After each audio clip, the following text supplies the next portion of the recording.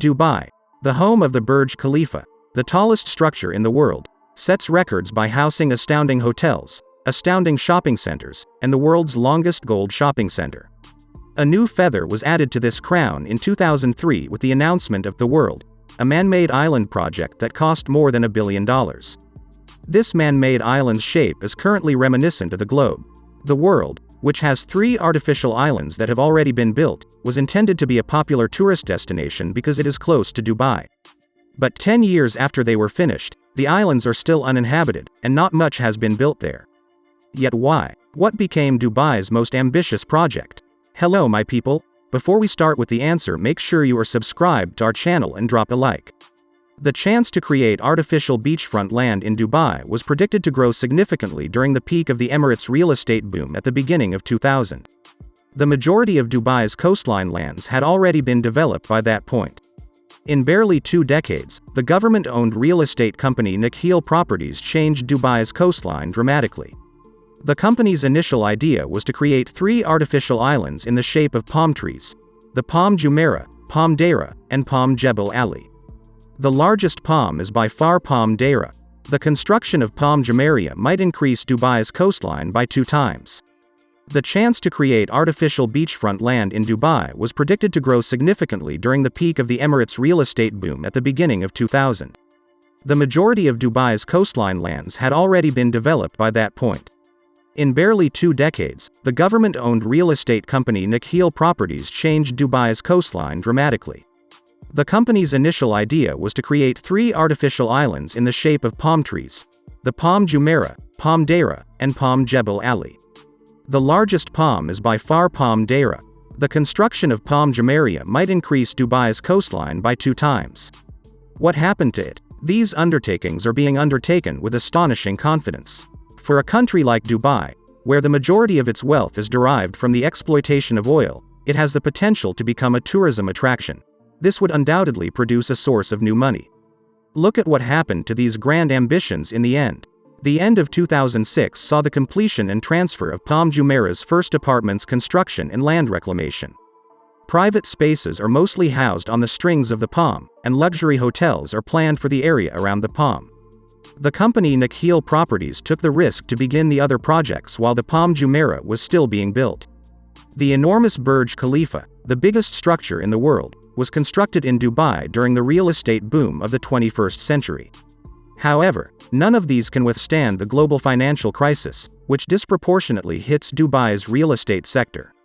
The artificial island-related initiatives had to be abandoned, forcing the closure of all megaprojects. In the midst of this crisis, the majority of construction sites have quickly closed. The price of the plots falls quickly as a result of the project's dwindling demand. Palm Jebel Ali's ongoing construction comes to an end. When the company Nakheel Properties announced the returns to its investors, the vacant sandbanks that stretch over 7 kilometers were utterly forgotten. Due to Dubai's advanced land reclamation strategy, some of the island's shapes may be made out on satellite images. Most of the time, land reclamation was under progress, but it was far from finished. By rebranding the property Palm Deira in 2013, Nakheel Properties attempted to preserve it. The project was reduced back, land reclamation ceased, and the area is now referred to as the Deira Islands. A long shopping street and 2 high-rise buildings were added instead of the complete concept.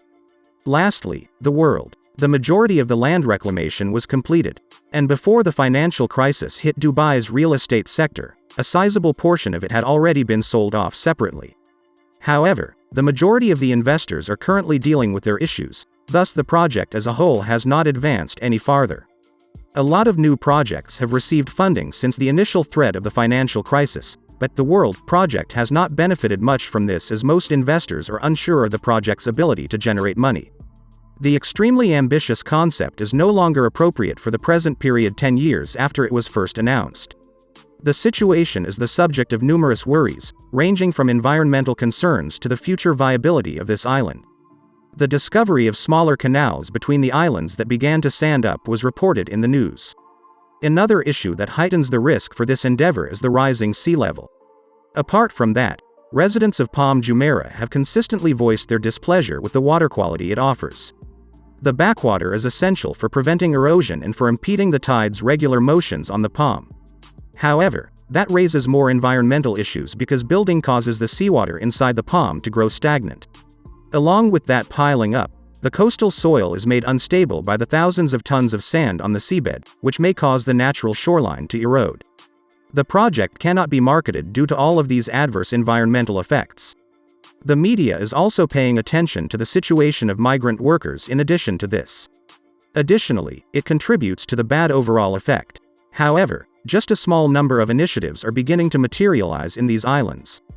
An Austrian real estate company revealed in 2014 that they intended to build a number of projects on European islands.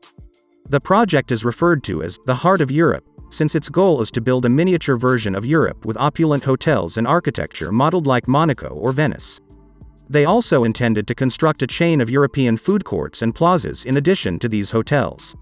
Only time will tell if the project, which is presently in building, can restore the glory in terms of economic success.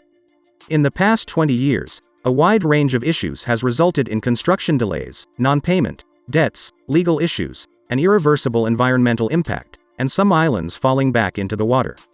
Despite all of these unforeseeable events that have put the project's viability in jeopardy, its developer, Nikhil, isn't giving up on it. First issue: the financial and oil crises. The first events that had a detrimental effect on the viability of this macro project were the financial and real estate crises of 2008 and the decline in oil prices in 2014, which drive the Emirates economy. The timeline of the events is lengthy and intricate, but it can be distilled down to private investors who withdrew, developers' million-dollar debts, lawsuits, and paused work with no scheduled restart date.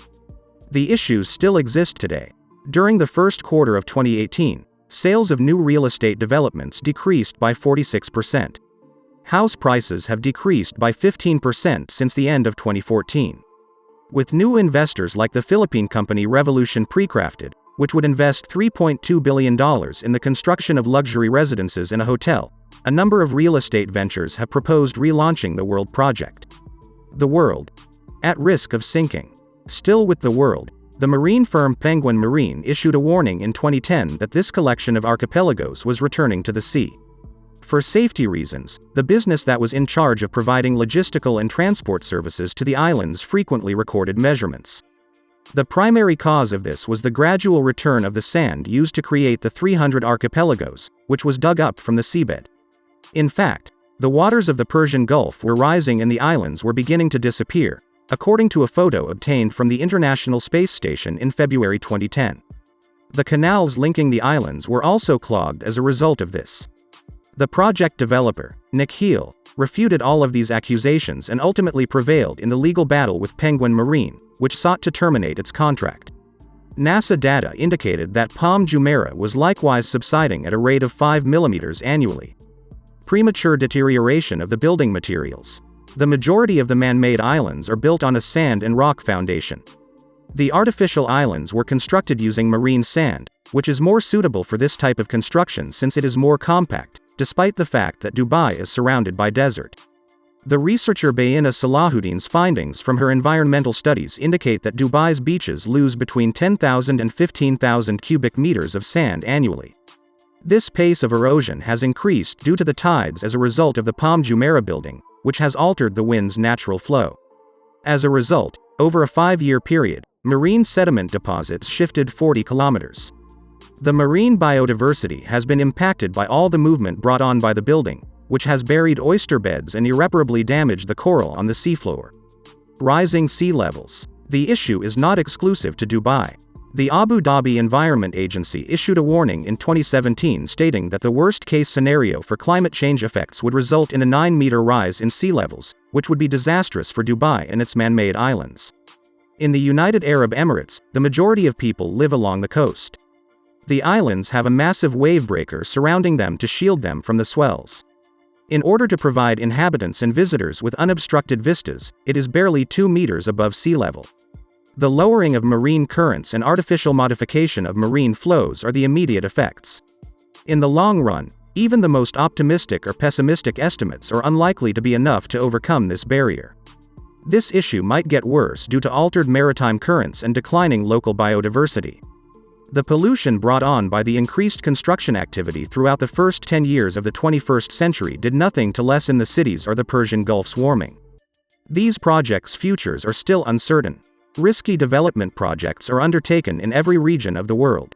Few of them were successful, and few of them failed. Often, this kind of endeavor serves purposes beyond merely benefiting them monetarily. They boost the local economy and draw tourists. A couple of the projects go beyond merely enhancing local tourism to serve as national symbols of pride or the dawn of a new era. Therefore, if you criticize Dubai for its ambitious planning, you must also criticize every component of it. But for the time being, it is unclear whether the enormous initiative to create a man-made island will alter Dubai's coastline. With this, we end our video. Thank you for watching.